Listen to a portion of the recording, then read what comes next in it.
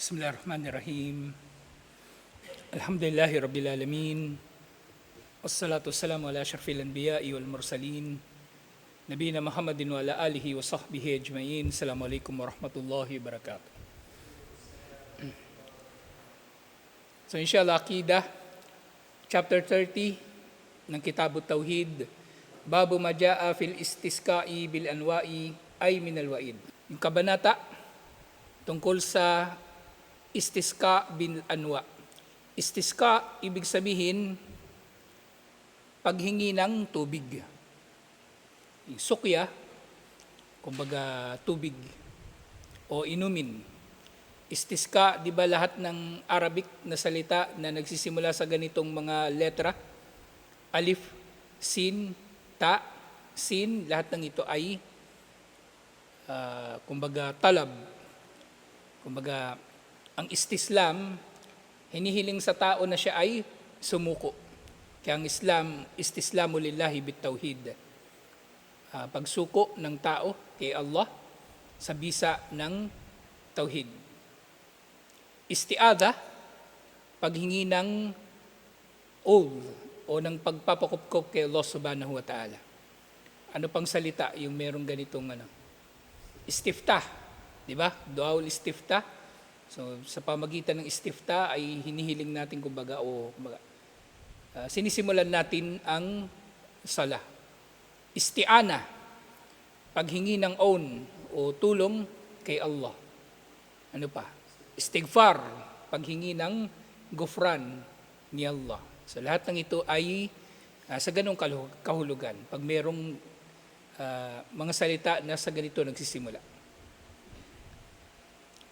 Anwa, ito yung mga plural, ito yung plural ng no. No, yung ilang uri ng mga bituin na iniugnay dito ng mga Arabo, ang pagdating ng ulan. Ang istisqa bil anwa, hindi ko alam kung merong ganito ba sa Pilipinas. Kasi wala akong alam, sa mga Tagalog, wala akong alam na ganito na pamahiin. May ganito ba sa Ilocano?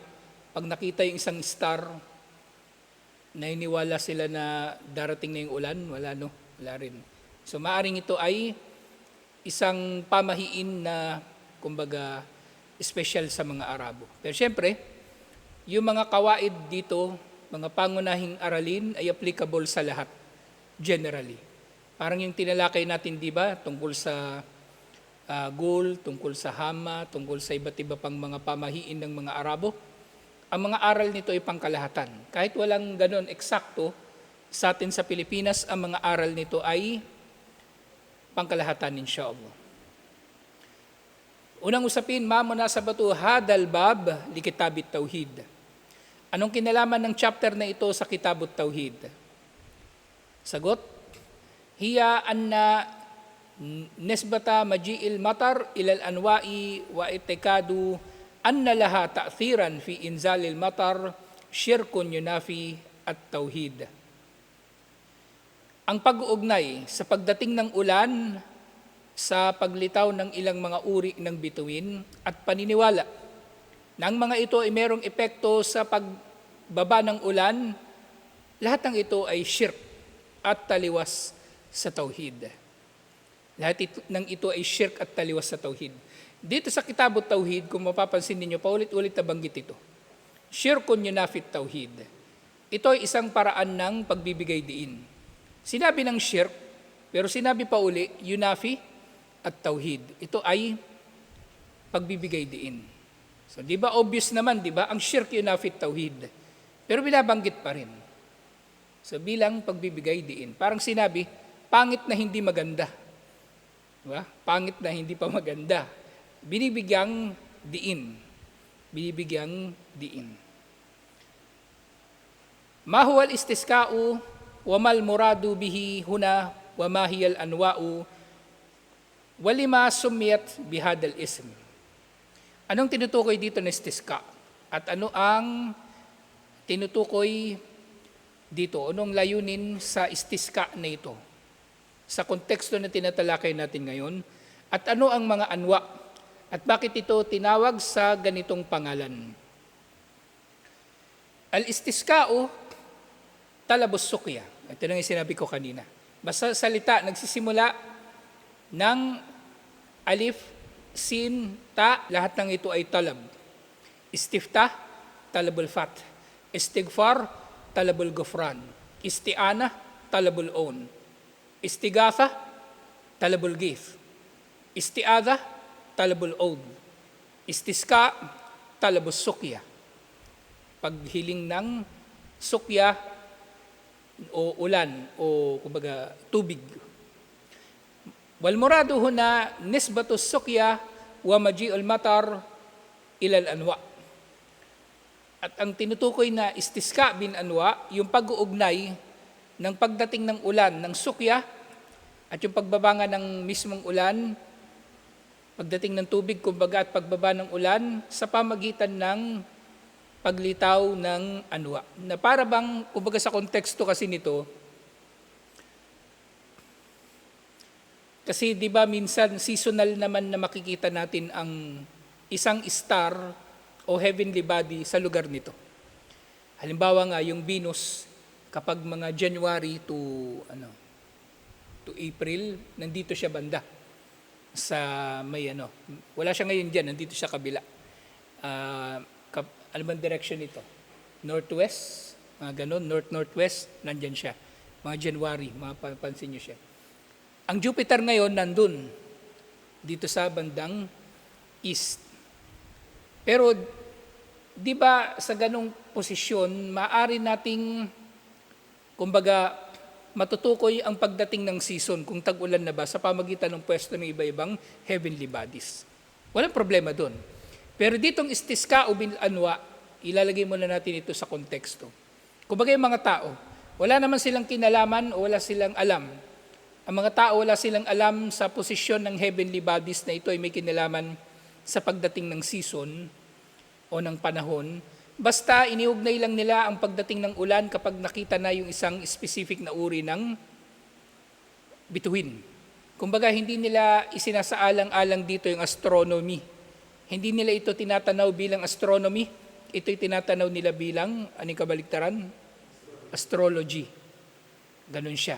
At inugnay talaga nila yung pagbaba ng ulan sa pamagitan ng no na yun. No, nun, waw, hamza. Yung no na yun. Wal anwa'u jam'u naw'in. Ang anwa, ito yung plural ng no. Wahuwa, mawdi'u sukutil kokab. So ito daw yung lugar ng, kumbaga, paglubog ng bituin o heavenly body. Kumbaga sa lugar na ito, lilitaw yung isang bituin. Kapag nangyari na ito, iniugnay nila dito ang pagdating ng ulan. Pero syempre, hindi nila ito tinatanaw bilang, kumbaga sa astronomy, na dumating na yung panahon nga talaga ng tag-ulan. Ibang tingin nila dito. Kumbaga, maswerte. Swerte yung tingin nila sa paglitaw ng buwan o ng, hindi buwan, mga heavenly bodies, mga bituin. At syempre, maaring mapapabilang sa mga bituin kapag naging visible yung ilang mga planeta. Yung Venus, yung Jupiter bilang halimbawa. Wakila annahul kawkab wa huwa an-najmu wa kana al-arabu fil jahiliyati taz'amu annahu ma'atulu'in najmi wa gurubi akhar yakunu matar yunsibunahu ilayha wa hiya manazilul qamar. At syempre sa iba pang kahulugan, bukod doon sa lugar na kung saan lilitaw o lulubog ang isang heavenly body, may mga nagsasabi na ito ay isang specific na bituin na ang mga Arabo ng panahon ng Jahiliya ay nag-aangkin na sa paglitaw ng bituin na ito ay darating nga ang ulan. Sa paglitaw ng bituin na ito at paglubog ng iba pang mga bituin, kumbaga, lilitaw ang ulan at ito ay kanilang iniuugnay din sa mga manazilul qamar, sa mga, kumbaga, phases ng buwan. So iniugnay din nila pala ito sa buwan. So itong istiska bil anwa, hindi ko alam specifically paano nila ito ginagawa. Kasi hindi ko naranasan ito eh. Nung nasa Saudi ako, wala naman nagpa-practice ng ganito. Pero ganito siya pinaliwanag ng mga scholar. Ganito siya piniliwanag ng mga scholar kung paano ito ginagawa ng mga tao nung unang panahon. At ngayon, marami akong mga Arabo na nakasama noon, wala naman ako narinig din sa kanila na mayroon pang naniniwala sa ganito. Pero syempre, isinama pa rin ito sa Kitabut Tauhid at tinatalakay pa rin hanggang ngayon. Kahit maaring wala nang naniniwala dito, kasi moderno na ang mga tao. Tinatalakay pa rin ito kasi ang mga kaida, mga pangunahing katuruan sa istisqa bil anwa, applicable pa rin sa kabuuan ng tauhid, insyaallah.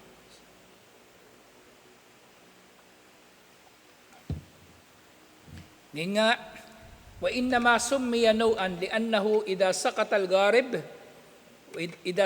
garibu minha fil maghribi na'at tali'u bil masyriki bima'na nahada wa tala'ah. Sa tinawag itong no, kasi ang ibig sabihin daw ng no, kapag lumubog yung isang heavenly body sa west, meron din namang sisikat na isa pang heavenly body sa east. At ito yung tinatawag nilang naa, yung verb dito naa, naan najam, na naat tali bil masyrik, kumaga dito lilitaw yung no na ito sa silangan. Na sa kahulugan nito na nahada wa talaa, ibig sabihin tumutubo o sumisikat. Sinabi ni Allah, mayroong aya dito, wa taj'aluna rizqakum annakum tukadzibun.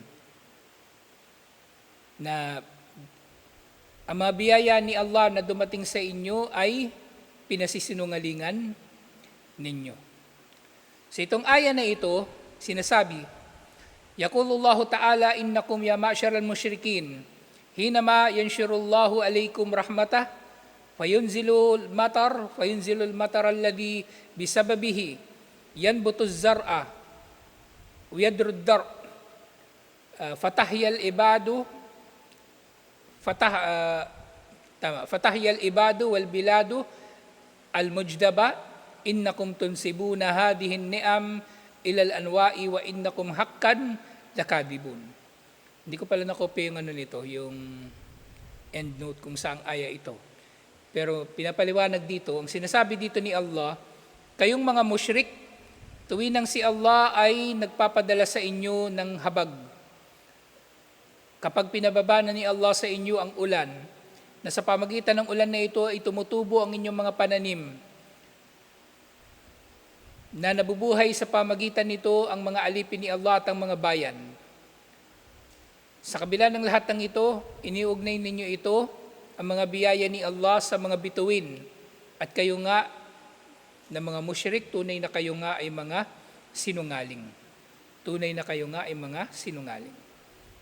Wa munasabatul aya lil bab, at ang kinalaman ng aya na ito sa chapter na ito, anna, man nasaba ni'matan minan ni'am ila ghairillah wa huwa al-matar fi hadal mawdi'i innahu musyrikun kafirun.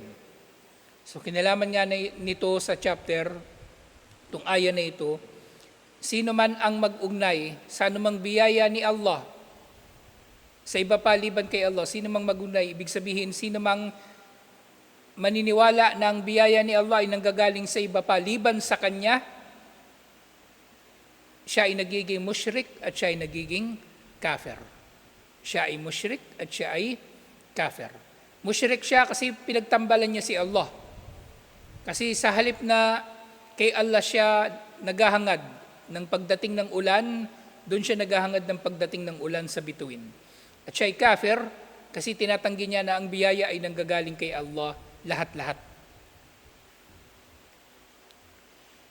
Iniulat mula kay Abu Malik al-Ash'ari radiyallahu anhu, anna Rasulullah sallallahu alaihi wasallam qala, sinabi ni Propeta Muhammad sallallahu alaihi wasallam, arba'u fi ummati min amril jahiliyah la yatrukunahun.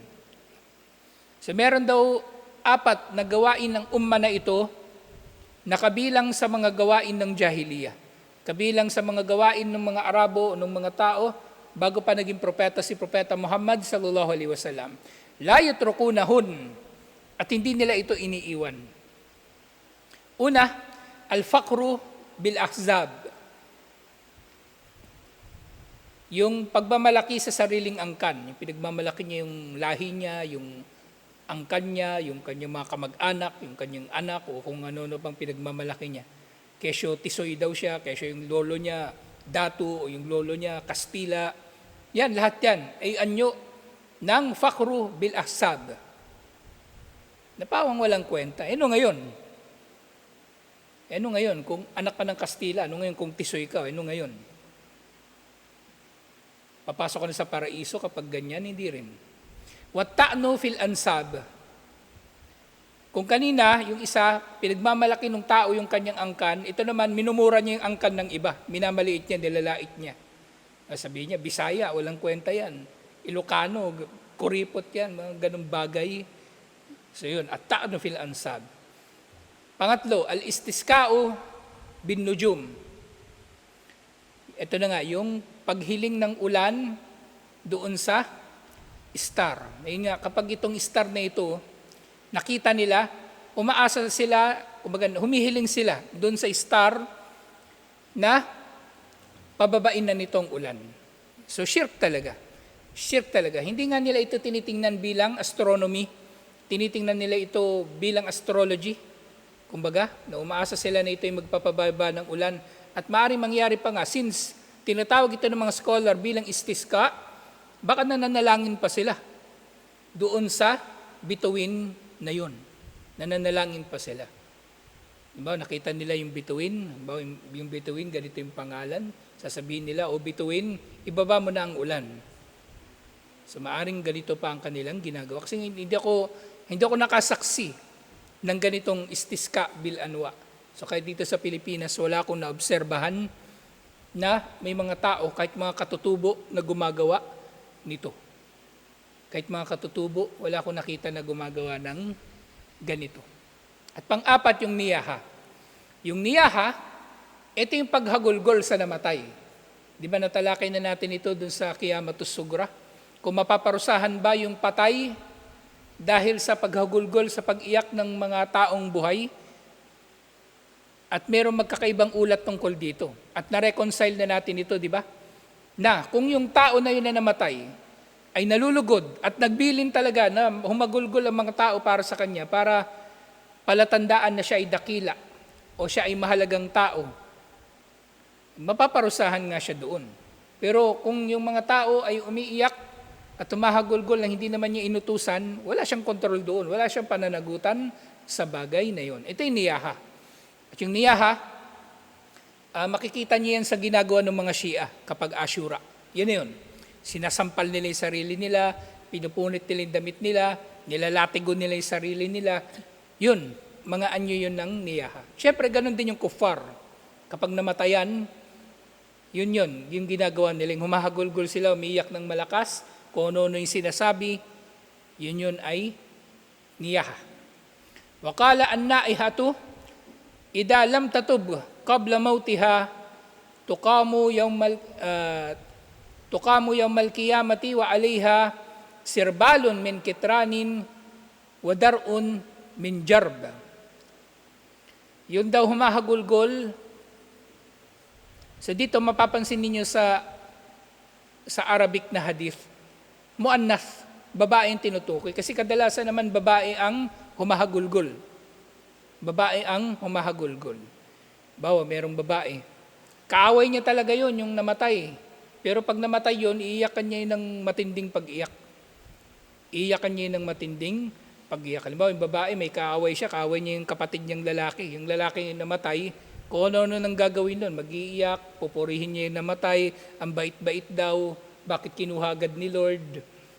Kasi ang niyaha kasi sa totoo lang, ang marami dito may halong kasinungalingan at pagpapakitang tao. Kasi bakit gagawin ng tao yung walang dahilan?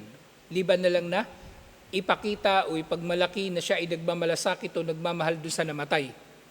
Yun. Kaya napakatindi ng niyaha. Kumbaga napakasahol ng niyaha na ipinagbabawal ito sa Islam. Walang saysay. Mag-iiyak ka, papasok ba yung tao sa paraiso dahil sa pag-iyak mo? Hindi rin. Pero ang nangyayari kasi dito, ang niyaha, may kinalaman pa rin ito sa intensyon ng tao na gumagawa nito. Intensyon. Buwabalik pa rin ito sa usapin ng ikhlas. Kaya madaragdag ito sa parusa nung naghumahagulgol. Kasi nga, ang humahagulgol, kapag hindi siya magtauba, bago pa siya mamatay, bubuhayin siyang muli sa araw ng paghukom na nakasuot siya ng damit na gawa sa alkitran at yung kumagay serbal, parang pambabang damit na gawa sa alkitran at dara pantaas na damit na gawa sa mainit na bagay. Gawa sa mainit na bagay. So inilot ito ni Imam Muslim. So yung hadith na ito, akbaran Nabi sallallahu alaihi wasallam fi hadal hadith, anna ba'da amrul jahiliyah la yatrukuhan nasu kulluhum dhamman liman lam yatrukhu. Ang hadith na ito ay nagpapabatid dito si Propeta Muhammad sallallahu alaihi wasallam ng ilan sa mga gawain sa jahiliyah ay hindi iniiwan ng mga tao, lahat-lahat. At ito ay bilang, kumbaga, pagpapabatid niya na ito ay kapintasan, kumbaga kinamumuhian. Kinamumuhian nito sa sino mang hindi umiiwan dito. Wa hada yaqtadi anna kullama kana min amril jahiliyati wa fa'alahum fa huwa madmumun fi dinil Islam. Na kapag tinukoy ang anumang gawain na ito ay kabilang sa mga gawain ng jahiliyah, ang lahat ng ito ay kapintas-pintas at ibig sabihin hindi katanggap-tanggap na gagawin ng sino man sa Islam o gagawin ng sino mang Muslim. Wal muradu bil jahiliyati huna ma qablu mab'athan nabiyyi sallallahu alaihi wasallam. Sammu bidhalika likatrati jahlihim. At ang jahiliyah, ito nga yung panahon bago naging propeta si Propeta Muhammad sallallahu alaihi wasallam, at pinangalanan itong panganahon ng jahiliyah dahil sa paglaganap ng kamangmangan. So ito ay isa sa mga, kumbaga, punto na mapagtitibay natin kung paanong pinahalagahan ng Islam ang kaalaman. Kung ang panahon ni Propeta Muhammad sallallahu alaihi wasallam ay panahon ng kaalaman, nang naging propeta na siya. Siyempre, panahon bago pa siya naging propeta, tinawag nila itong panahon ng jahiliya, panahon ng kamangmangan dahil wala pa sa kanila ang kaalaman. Ito ay nagpapakita, kumbaga, ng pagpapahalaga ng mga Muslim sa kaalaman. Ang panahon bago pa naging propeta si Propeta Muhammad sallallahu alaihi wasallam, pwede naman nilang tawagin sa iba pang tawag, di ba? Pwede naman nilang tawagin na ahdus shirk o panahon ng shirk. Pero tinawag nila ito bilang ahdul jahiliya, panahon ng kamangmangan, sibilisasyon ng kamangmangan. Wa kullu ma yukhalifu ma jaa bihi Rasul sallallahu alaihi wasallam jahiliyatun. At syempre, ngayon sa konteksto nito, anumang taliwas sa anumang dala ni Propeta Muhammad sallallahu alaihi wasallam sa mga paniniwala at mga gawaing pagsamba na dala niya, lahat ng ito ay may tuturing na jahiliya o kamangmangan. So dito muli ipaniliwanag yung apat. Al-faqru bil ahzab wal muradu bihi at-ta'adum wat tatawul wat takabbur alan nasi bil mali was syarafi wal jah. Ito na yung pagyayabang, pagmamalaki sa mga tao ng kanilang yaman, ng kanilang karangalan o kanilang angkan. So lahat ng ito ay gawain ng jahiliya. Lahat ng ito ay gawain ng jahiliya. Walang saysay ang angkan ni naman. Hindi mo kailangan magpakilala. Na ganito, ganyan ka. Ito yung problema madalas sa mga Muslim, lalong-lalo sa mga Moro. Ang hilig mang angkin. Kesyo Sharif daw, kesyo sa iba tawag nila Salip. Apo daw ni Propeta Muhammad sallallahu alaihi wasallam, ganito, ganyan. Ano ngayon? Hindi porke apo ka ni Propeta Muhammad sallallahu alaihi wasallam, papasok ka na sa paraiso. Kasi hindi porke apo ni Abu Jahal, mapupunta na nga sa impyerno. Hindi ganun yun. Hindi ganun gumagana ang katarungan ni Allah. Hindi minamana ang pagiging matuwid. Hindi porke matuwid ang ama ay magiging matuwid na rin ang anak. Hindi porke kupal ang ama ay magiging kupal na rin ang anak. May kanya-kanya tayong buhay. May kanya-kanya tayong laya, kalayaan sa pagdidesisyon. May kanya-kanya tayong pananagutan. Kaya wala tayong may pagmamalaki na kahit na ano. وَالتَّعْنُ بِالْأَنْسَابِ وَهُوَ الْوُقُوءُ فِيهَا بِالْأَيْبِ وَالتَّنَقُّصِ وَالْكَدْحِ. At ito yung pamimintas, pangmamaliit, panglalait sa iba, lalong-lalo na sa angkan ng iba. At yung al-istisqa'u bin nujum, ito yung tinatalakay natin ngayon. Wa huwa nisbatu maji'il matari ilan no. Wa huwa sukutun najam. Wa hada huwa syahidu min al-hadithi lil bab. Ito yung pag-uugnay sa pagdating ng ulan sa isang bituin. Wa huwa sukutun najam, yung kumbaga yung paglubog o paglitaw ng bituin. At ito ay siyang dahilan kung bakit ang hadith na ito ay nababanggit sa chapter na ito. At pang-apat, an niyaha alal mayyit, ang paghagulgol sa namatay, wa hiya raf'us sawti bin nadab juz'an alal mayyiti, wa hiya min al kaba'iri li shiddati al wa'idi wal uqubati alayha. Ito yung pagpapalakas ng boses sa pagluluksa para sa namatay. At ito'y kabilang sa pinakamalalaking mga kasalanan dahil sa matinding babala laban dito at nababanggit na mga parusa laban sa gawain na ito. So dito, piniliwanag pa, an-naihatu idha lam tatub qabla mautiha tuqamu yawmal qiyamati wa 'alayha sirbalun min kitrani wa dar'un min jarab. So dito, ang ibig sabihin nito, tuqam, ibig sabihin tawakkaf, bubuhayin siyang muli at siya'y patatayuin. Ibig sabihin, haharap siya kay Allah sa ganitong kalagayan. Na nakasuot siya ng sirbal, na ito nga ay damit. Maaring ito ay yun nga, yung thiyab na kumbaga buong damit o kamis, yung damit na pang-itaas o pang-ibaba, na ang kanyang damit nga na ito ay gawa sa katran. Wa huwa nuhas al-mudab. So yung katran, so translate din ito o kumbaga ipiniliwanag din ito dito bilang lusaw na bakal. Lusaw na bakal. So hindi lang ito yung kasing alketran kasi. Di ba ito yung pinandidikit sa aspalto? So iba pa pala itong alkatran na ito, magkasintunog lang pala sila. So ito ay yung bakal na lusaw at dumadaloy. Yung alkatran na ito. At yung dar, ito naman yung damit na pang-itaas. Ito naman yung damit na pang-itaas na mainit na ipapasuot sa kanya.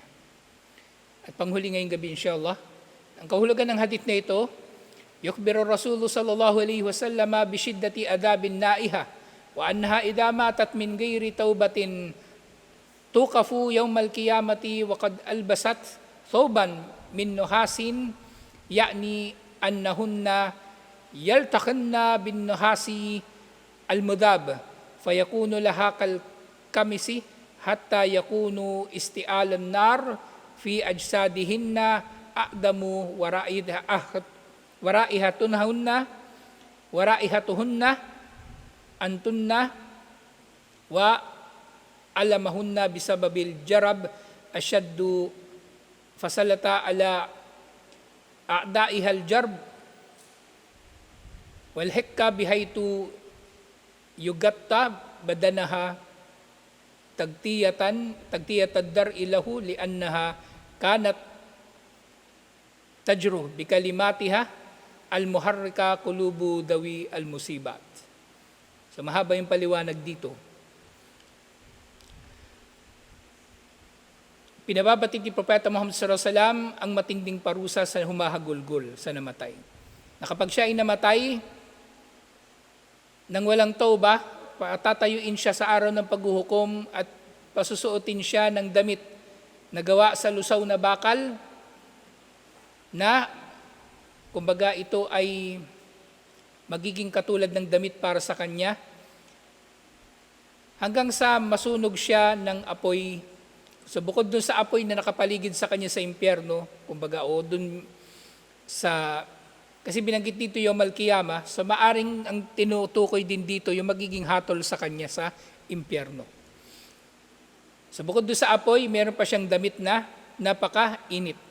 At syempre ito ay magdudulot din ng napakatinding amoy katulad ng amoy ng bakal na lusaw. Ibig sabihin toxic na amoy na magiging matindi ang init nito para sa kanyang mga bahagi ng katawan.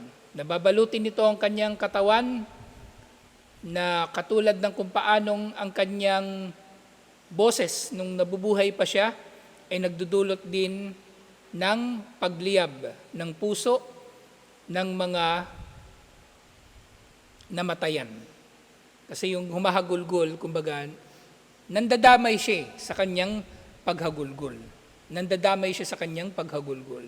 May mga tao sa halip na maaring nakakapagtiis sila sa dumating sa kanila na pagsubok ng pagkamatay ng mahal sa buhay, pero siya pinapalala niya ang kalagayan. Pinapaalala niya sa mga tao ang kalungkutan. So yun ang magiging parusa sa kanya. Na sa halip na yung tao, di ba, ang Muslim kapag merong namamatay, magpapayuhan tayo sa isa't isa ng pagtitiis. Pero yung humahagulgol, kabaligtaran yung ginagawa niya. Kabaligtaran ng kanyang ginagawa. Kaya ganito kalaki, ganito katindi ang parusa sa kanya. Wa istafadu min hadal hadith, at yung aral nga dito, tahrimun niyaha wal hattu ala taubati wa annaha tukaffiru dunub wa in adumat.